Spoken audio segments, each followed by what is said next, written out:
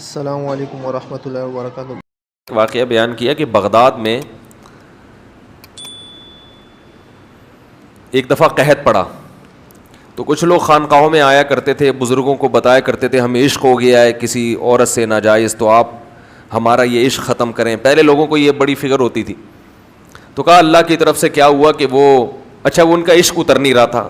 جو مشائخ ہیں علاج کر رہے ہیں، بھائی یہ کر لو وہ کہہ رہے ہیں نہیں، وہ دماغ سے بھوت اتر نہیں رہا۔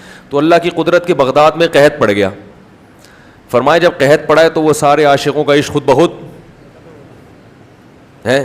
کسی سے پوچھو بھائی وہ چاہیے، تم کہہ رہے وہ نہیں، روٹی چاہیے بھائی مجھے مجھے کیا چاہیے، مجھے شادی وادی نہیں، مجھے کیا چاہیے، بھلے کالی کلوٹی مل جائے، پہلے کیا بھائی اللہ کا واسطہ روٹی دے دو۔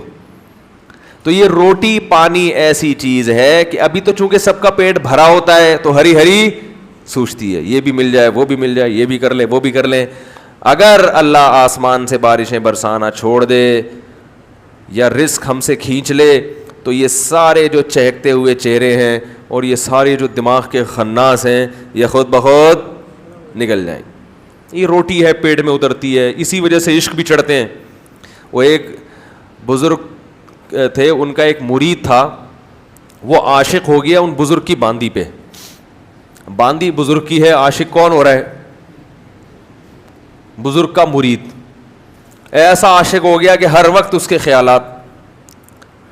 تو وہ انہوں نے کہا اس کا ٹیکنیکل طریقے سے علاج، انہوں نے بہت سمجھایا بھائی یہ حرام عشق ہے، حرام محبت ہے، غلط ہے، آخرت خراب ہوگی۔ اس نے کہا بس میرے دماغ پہ مسلط ہو گئی ہے۔ آج کل تو بہت ہوتا ہے یہ عشق معاشقے نا انٹرنیٹ پہ، فیس بک پہ، تو ان کے لیے بھی بہترین نسخہ ہے یہ۔ تو ان بزرگ نے جب کئی طرح سے سمجھایا، وہ مرید سمجھ کے نہیں دے رہا تھا، تو ان بزرگ نے کیا کیا، وہ حکیم بھی تھے، تو باندی کو جمال گوٹا کھلا دیا انہوں نے۔ ہے تو بڑی نازیبا مثال مگر ہے بڑی موقع کی۔ تو جمال گوٹا یا جو بھی دستاور چیز تھی، اور اس کو جو موشن ہونا شروع ہوئے وہ کسی برتن میں جمع کرنا شروع کر دیے کہ اس کو پھینکنا نہیں ہے، عبرت کے لیے۔ وہ حکیم بھی تھے، ان کو پتا تھا کہ جب یہ مرنے نہیں دوں گا میں علاج کر دوں گا اس کا، فی الحال وہ بندہ ٹھیک ہو جائے، اس کی بھی جان چھوٹے گی باندی کی بھی، اور وہ بھی ٹھیک ہو جائے گا۔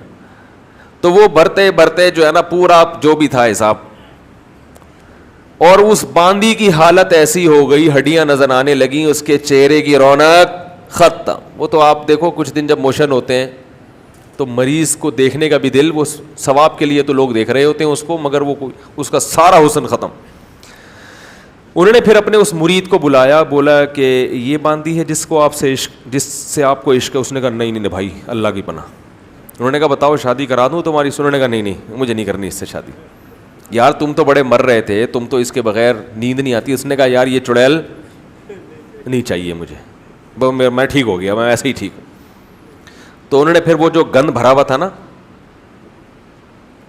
وہ جو گند جو اس کے جمع کیے تھے، اس مرید کو لے کر گیا، بولا اس کے اندر جب تک یہ تھا تم اچھی لگ رہی تھی، جب یہ نکلا ہے تو اصل میں یہ تھا جس پہ تم عاشق ہو رہے تھے۔ بات آ رہی ہے سمجھ میں؟ یہ گند تھا جس پہ تم، کیا خیال ہے بھائی؟ تو وہ لوگ مجھے لڑکے فون کرتے ہیں، وہ ایکٹریس ہے، وہ بڑی اچھی لگتی ہے، اس کی انٹرنیٹ پہ تصویریں دیکھتا ہوں، بد نظری ہوتی ہے، وہ بڑی کوئی بیوٹیفل قسم کی اداکارہ ہے، میں وہ اس کے جو ہے نا وہ جب تک اس کی تصویریں نہ دیکھ لوں تسکین نہیں ملتا۔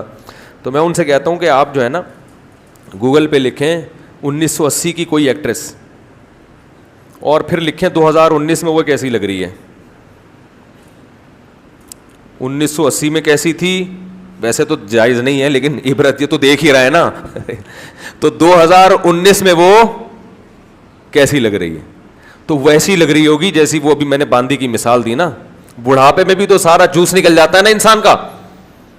تو اس نے مجھے کہا یار بہت خطرناک۔ تو میں نے کہا جس پہ تم آج عاشق ہو وہ بھی چند سالوں کے بعد ایسی ہو جائے گی، بڈھی، دانت بھی مصنوعی، چہرے کی ساری رونق ختم۔ تو یہ پتلے ہیں، اللہ نے تھوڑے سے ڈسٹیمپر لگا دیے، کوئی تھوڑا سا نیلا پیلا کر دیا تو انسان اس پہ پاگلوں کی طرح عاشق ہو رہا ہے۔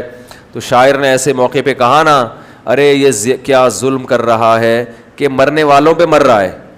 جس نے خود مرنا ہے بڈھے ہو کے اس کی ہڈیاں خراب ہو جائیں گی، جس نے خود مرنا ہے تو اس پہ اپنے آپ کو خراب کر رہا ہے، اپنے جسم کو گلا رہا ہے۔ جو دم حسینوں کا بھر رہا ہے بلند ذوق نظر نہیں ہے. حسینوں پہ جو مر رہا ہے اس کا ذوق نظر بلند, بولو بھائی, نہیں ہے. تو یہ بھی کس کی بیماری ہے میرے بھائی؟ دل کی بیماری. اور اس کا علاج اللہ نے کس میں رکھا ہے؟ قرآن